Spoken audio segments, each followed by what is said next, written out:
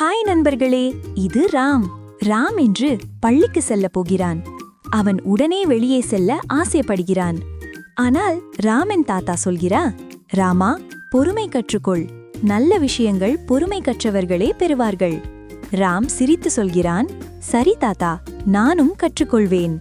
பள்ளிக்கு போகும் வழியில் ராம் பல தடைகளுக்கு மோதுகிறான். ஆடுகள், குச்சிகள் எல்லாம்.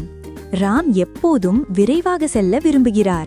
ஹூப், ஓஹோ, என்ன கொடுமை! ராம் சிரிக்கிறார். பிறகு ராம் நினைக்கிறான், அட, வேகமா செல்ல வேண்டாம், பொறுமையா நடந்தால் நன்றாக கடக்கலாம்.